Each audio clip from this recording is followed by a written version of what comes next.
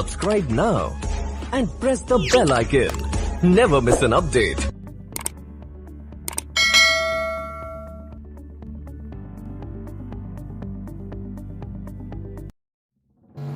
દિલ્હીમાં એક જાહેર સભામાં એમએલએ રાજેન્દ્રપાલ ગૌતમ દ્વારા મનુવાદને ઉખાડી ફેંકવાની વાત કરવામાં આવી હતી અને આ જાહેર સભામાં દલિત સમુદાયના લોકોને અંધવિશ્વાસ, પાખંડવાદ અને મનુવાદમાંથી બહાર નીકળવાની વાત કરી હતી. રાજેન્દ્રપાલ ગૌતમ જેઓ એક એમએલએ છે અને તેમને વાત કરી હતી. જુઓ વિડીયો, તેમને શું કહ્યું સાંભળો વિડીયો. देश की सरकारें चाहती नहीं है कि आप मेहनत करके खाएं. देश की सरकारें चाहती हैं कि वह आपको 10-20 किलो राशन दे दें और आप अपना स्वाभिमान का जीवन छोड़कर उनके गुलाम बन जाएं. 3,500 साल की गुलामी हमारे समाज के लोगों ने देखी है. कौन लोग हैं वो कौन सी सामाजिक व्यवस्था है, कौन से वो धर्मशास्त्र है जिन्होंने हमारे लोगों को 3,500 साल तक पढ़ने लिखने से दूर रखा? कौन से वो धर्मशास्त्र है, कौन सी वो सामाजिक व्यवस्था है जिन्होंने 3,500 साल तक हमारे लोगों को सम्मान के जीवन से, मानवता के जीवन से वंचित रखा, संपत्ति से वंचित रखा? अगर हमने इस सच्चाई को नहीं जाना तो डॉक्टर बाबा साहब अम्बेडकर की कुर्बानी बेकार चली जाएगी.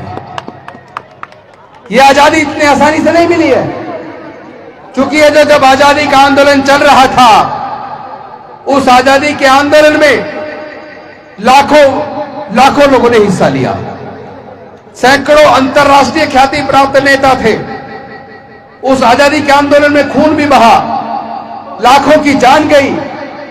लेकिन मैं आप सबसे पूछना चाहता हूं, क्या उस आजादी के आंदोलन में कहीं भी इस देश की महिलाएं, इस देश के दलित, पिछड़े, आदिवासी के अधिकार की कोई चर्चा है? आपको कहीं चर्चा नहीं मिलेगी. लेकिन दूसरी तरफ एक और आजादी की लड़ाई लड़ी गई. यह आजादी की लड़ाई केवल 200 साल की अंग्रेजों की गुलामी से आजादी की लड़ाई थी, जिसमें लाखों लोगों ने हिस्सा लिया. सैकड़ों अंतरराष्ट्रीय ख्याति प्राप्त नेता थे, औजार हथियारों का भी इस्तेमाल हुआ. लेकिन इस पूरे आजादी के आंदोलन में कहीं भी देश के दलितों, पिछड़ों, आदिवासियों और महिलाओं के हक और अधिकार का कहीं एक शब्द नहीं मिलेगा. लेकिन इसी दौरान 3,500 साल की गुलामी से आजादी का भी एक आंदोलन चला, जिसको अकेले डॉक्टर बाबा साहब अम्बेडकर ने चंद साथियों के साथ लड़ा.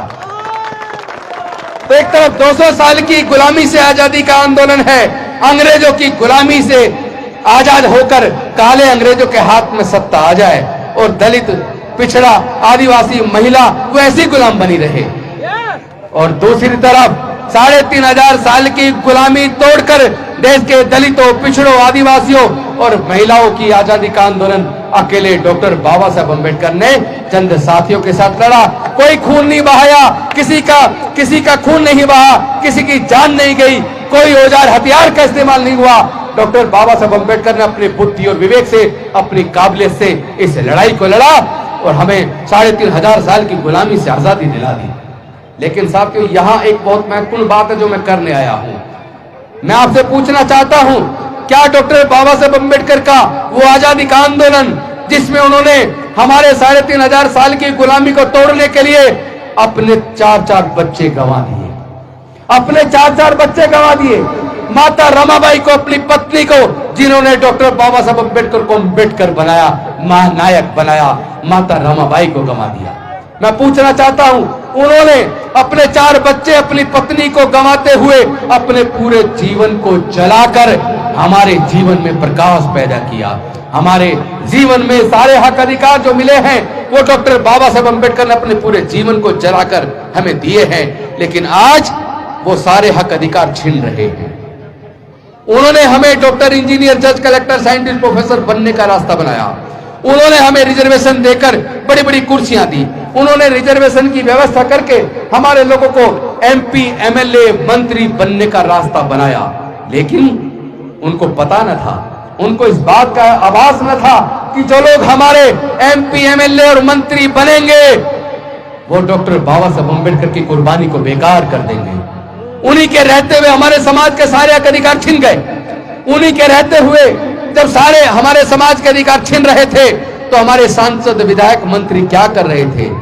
वो गूंगे बहरे बन के बैठ जाते हैं।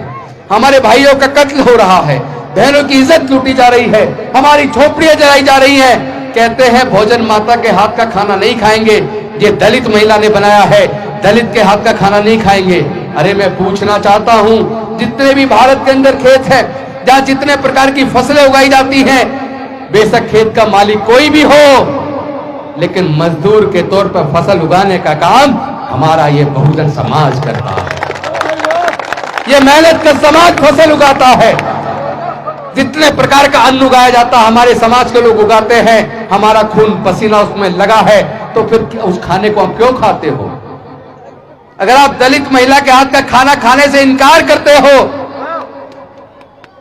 तो उस खाने को छोड़ दो, उसको उगाने वाले तो हमारे इस मेहनत का समाज के लोग ही है ना। जिन अस्पतालों में आप इलाज कराते हो, उन अस्पतालों का मजदूर के तौर पर निर्माण अपना खून पसीना बहाकर हमारे समाज के लोग करते हैं, तो आप क्या उन अस्पतालों में इलाज कराना बंद कर दोगे? जिन कॉलेजों में तुम्हारे बच्चे पढ़ते हैं, जिन स्कूलों में तुम्हारे बच्चे पढ़ते हैं, उन स्कूल और कॉलेजों का निर्माण मजदूर के तौर पर हमारे समाज के मेहनतकश लोग करते हैं, बहुजन समाज के लोग करते हैं। उनके निर्माण में हमारा खून पसीना बहा है, तो क्या आप अपने बच्चों को कॉलेज में पढ़ाना, स्कूल में पढ़ाना बंद कर दोगे? अरे जिन चप्पल और जूतों को आप पहनते हो, उन जूते चप्पल को हमारे समाज के लोग बनाते हैं। जो कपड़े आप पहनते हो, उन कपड़े को रुई से धागे से कपड़ा बनाना और सिलना, दोनों काम हमारे बहुजन समाज के लोग करते हैं। क्या आप कपड़ा पहनना बंद कर दोगे?